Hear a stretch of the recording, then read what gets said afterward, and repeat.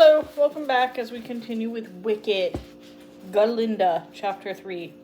One evening, the first evening of snow, Madame Morrible held a poetry soiree. Boys from Three Queens and Ozma Towers were invited.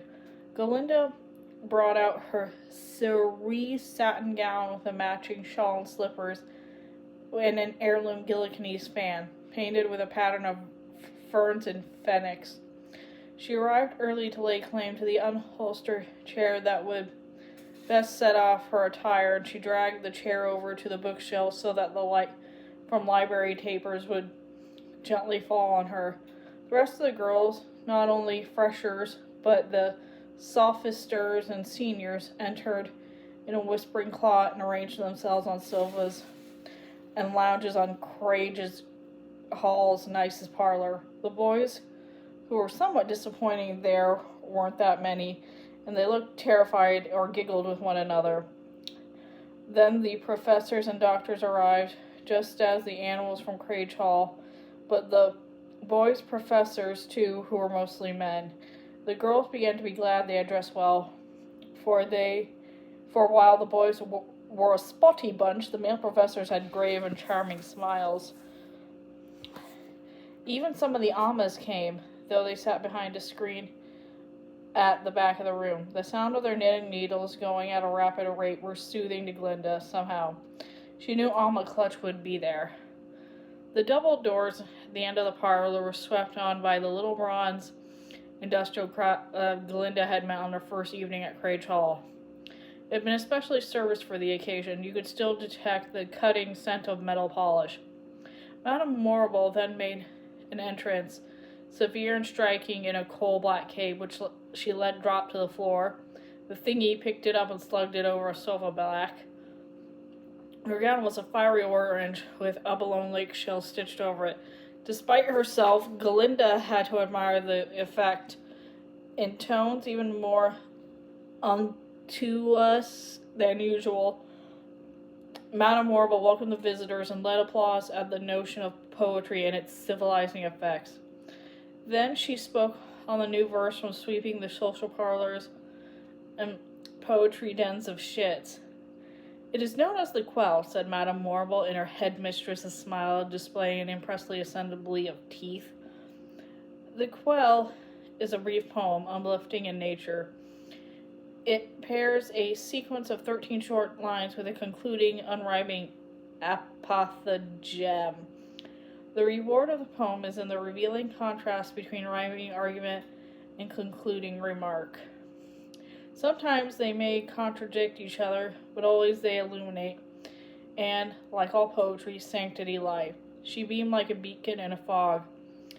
"Tonight, especially, Quell might serve as an anodyne to the unpleasant disruptions we have been hearing about our nation's capital." The boys' students looked at least alert, and all professors nodded, though Galinda could tell none of the girl students had a clue as to what unpleasant disruptions Madame Morrible was prattling on about. A third-year girl at the hammer-strung keyboard clattered out a couple of chords, and the guests cleared their throat and looked at their shoes.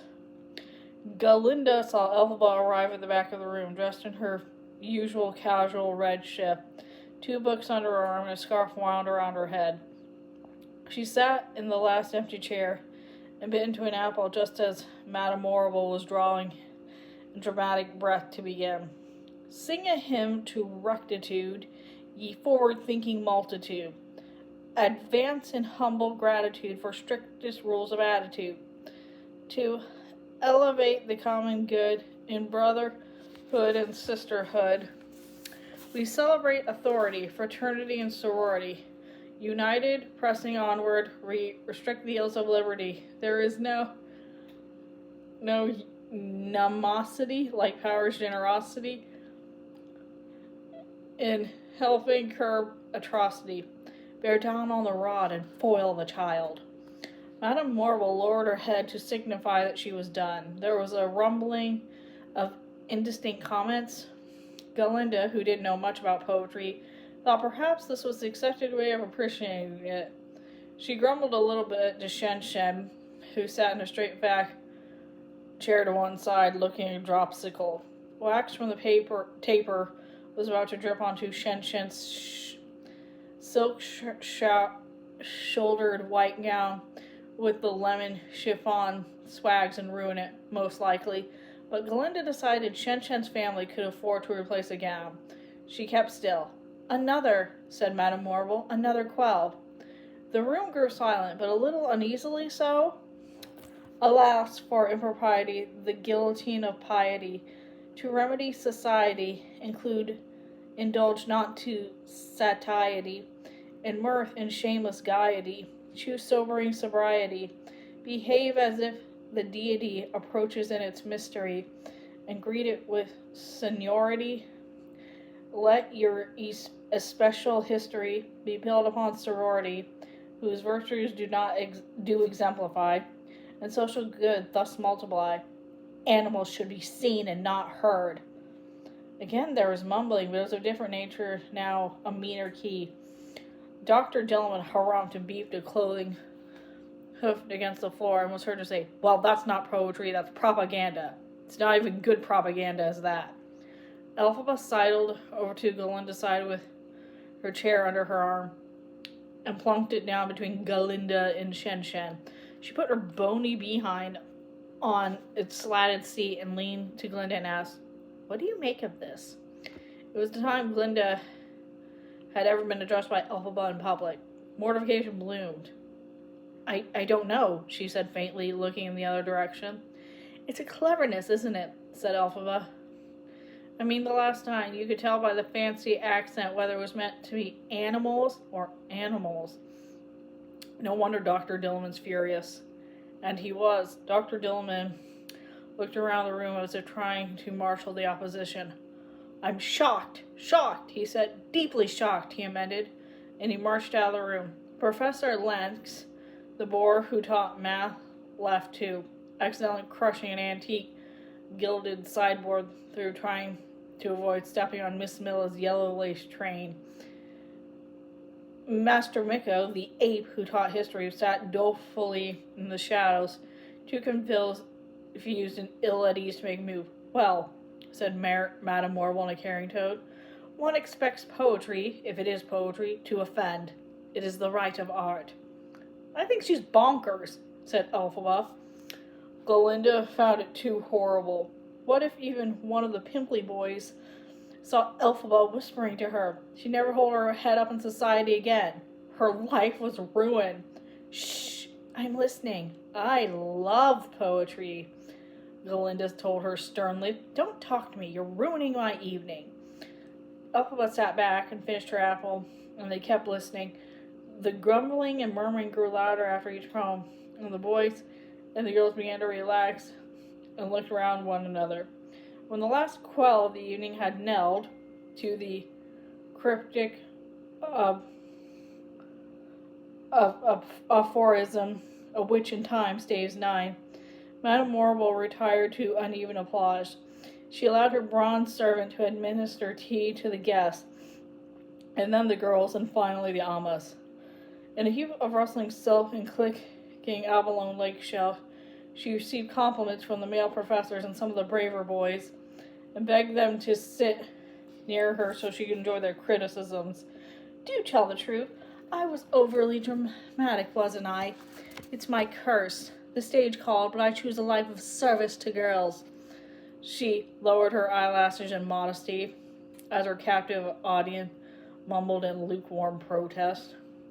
Galinda was trying to extricate herself from the embarrassing company of Elphaba, who kept on about the Quells and what they meant and if they were any good. How do I know? We're first-year girls, remember?" said Galinda, yearning to swish over to where Fanny, Milla, and Shen Shen were squeezing lemon into the teacups of a few edgy boys. "Well, it's your opinion as good as hers, I think," said Elphaba. "That's the real power of art, I think. Not to chide, but to provoke challenge. Otherwise, why bother?" A boy came up to them. Galinda thought he wasn't much to look at, but anything was better than the green leech at her side. "How do you do?" said Galinda, not even waiting for him to get up his nerve. "It's so nice to meet you. You must be from, let's see, Well, I'm from Briscoe Hall, actually, he said, but I'm a Munchkin Lander originally, as you can tell. And she could, for he hardly came out to her shoulder. He wasn't bad looking for all that. A spun cotton mess of ill-combed golden hair, a toothy smile, a better complexion than some. The evening tunic he wore was a provincial blue, but there were flecks of silver thread running through it. He was trimmed nicely, his boots were polished, and he stood a little bandy-legged, feet pointed out. "This is what I love," said Galinda, "meeting strangers. This is shiz at its finest. I am Gillikin. She just managed to keep herself from adding, of course, for she believed its evidence in her attire. Munchkin Landers girls had a habit of quieter dress, so understand they were often mistaken in shiz for servants. "Well then, hello to you," said the boy. "My name is Master Bach. Miss Galinda of the Ardunas of the Uplands." "And you?" said Bach, turning to Elphaba. "Who are you?"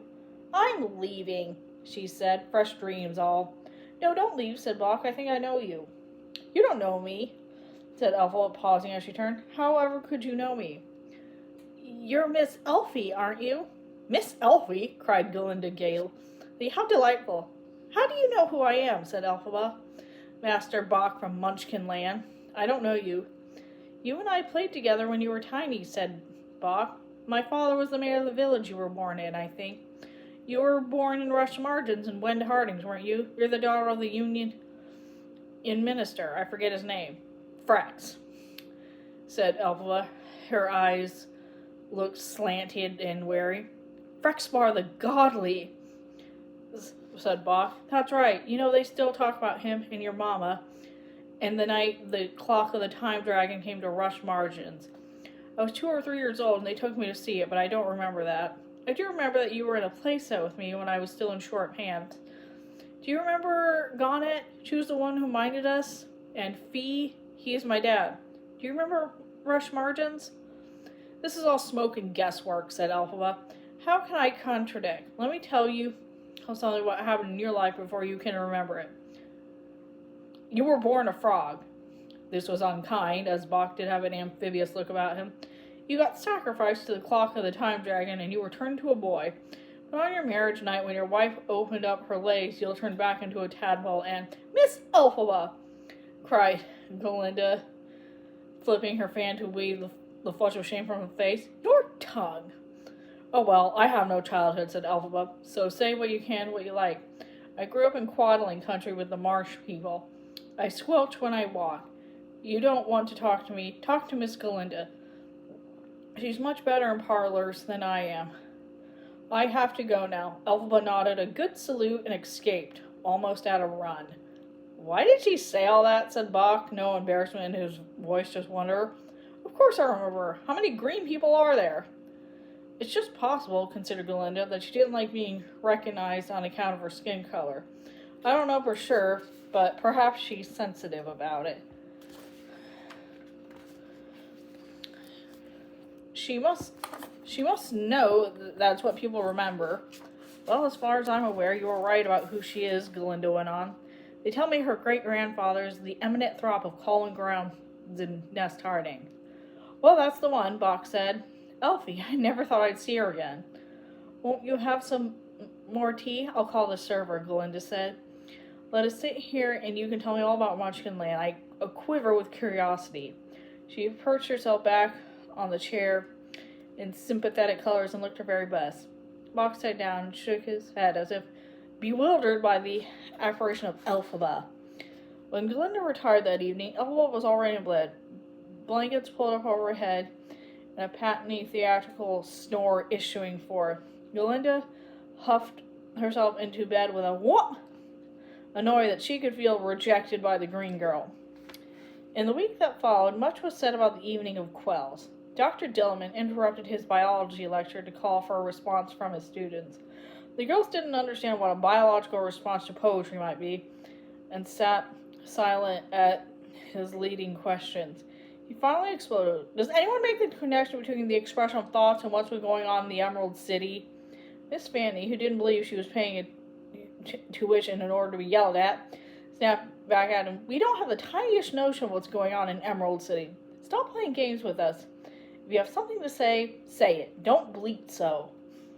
Dr. Dillman stared out the window, seeming to trying to control his temper. The students were thrilled with the little drama. Then the goat turned, and in a milder voice they expected, he told that the Wizard of Oz had proclaimed bans on animal mobility, effective several weeks ago. This meant not only that animals were restricting their access to travel, conveyances, lodgings, and public services. The mobility it referred to was also professional. Any animal coming of age was prohibited from working in the profession or the public sector. They were effectively to be herded back to farmlands and wilds if they wanted to work for wages at all. What do you think Madame Morrill was saying when she ended the quote with the epigram, "Animals should be seen and not heard"? Asked the goat tersely. Well, anyone should be upset, said Galinda. I mean, any animal. But it's not as if your job is threatened. Here you are still teaching us. What about my children? What about my kids? Do you have kids? I didn't know you were married. The goat closed his eyes. I'm not married, Miss Galinda, but I might be, or I may. Or perhaps I have nieces and nephews. They have already been banned effectively from studying at Shiz because they can't hold a pencil to write an essay with. How many animals have you ever seen in the paradise of education? Well, it was true, there were none. Why, I do think it's pretty dreadful, said Galinda. Why would the Wizard of Oz do such a thing? Why indeed, said the goat. No, really, why? It's a real question. I don't know. I don't know either. The goat turned on his rostrum and shoveled some papers this way and that was seen pulling a handkerchief from a lower shelf and blowing his nose. My grandmother were milking goats on a farm in Gillikin. Though their lifelong sacrifices and labors, they purchased the help of a local school teacher to educate me and to take the dictation when I went for my exams. Their efforts are about to go to waste. But you can still teach, said Fanny pentuously. The thin edge of the wedge, my dear, said the goat, and dismissed class early. Galinda found herself glancing over toward Elphaba, who had a strange, focused look. As Galinda fled the classroom, Elphaba approached the front of the room where Dr. Dillman stood shaking in uncontrolled spasms, his horned head bowed. A few days later, Madame Morrill gave one of her occasional open lectures on early hymns and pagan paeans. She called for questions, and the entire assembly was startled to see Elphaba unfold herself from the customary fetal position in the back of the room and address the head. Madame Morrill, if you please, said Elphaba, if we never had an opportunity to discuss the quells that you recited in the parlor last week. Discuss, said Madame Morrill with a generous, though shooing wag of the bangled hands. Well, Dr. Dillman seemed to think they were in questionable taste, given the bans on animal mobility. Dr. Dillman, alas, said Madame Morrill, is a doctor. He is not a poet. He is also a goat. And I might ask you girls if we have ever had a great goat sonneteer or balladeer. Alas, dear Elphaba, Dr. Dillman doesn't understand the poetic convention of irony. Would you like to define the irony for the class, please?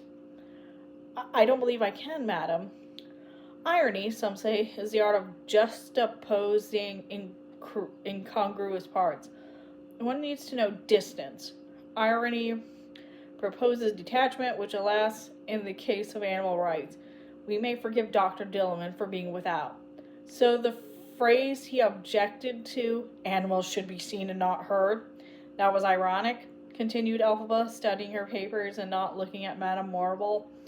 Galinda and her classmates were enthralled, for it was very clear that each of the females at opposite ends of the classroom would have enjoyed seeing each other crumple in a sudden attack of the spleen. One would consider it an ironic mode if one choose, said Madame Morrill. How do you choose, said Elphaba. How impertinent, said Madame Morrill. Well, I don't mean impertinence, I'm trying to learn. If you, if anyone, thought that statement was true, then it isn't much in conflict with the boring bossy bit that preceded it. It's just argument and conclusion. I don't see the irony. You don't see much, Miss Elphaba, said Madame Morrible. You must learn to put yourself in the shoes of someone wiser than you are, and look at it from that angle. To be stuck in ignorance, to be circumscribed by the walls of one's modest acumen. Well, it's very sad in one so young and bright. She spat out the last word, and it seemed to Galinda somehow a low comment on Elphaba's skin color, which today was indeed lustrous with the effort of public speaking. But I was trying to put myself in the shoes of Dr. Gillikin, said Elphaba, almost whining but not giving up. In the case of poetic interpretation, I venture to suggest it may be indeed true. Animals should be seen and not heard, snapped Madame Morrible. Do you mean that ironically? Said Elphaba, but she sat down with her hands over her face and did not look up again for the rest of the session. Okay, that's the end of that chapter. Thanks for listening.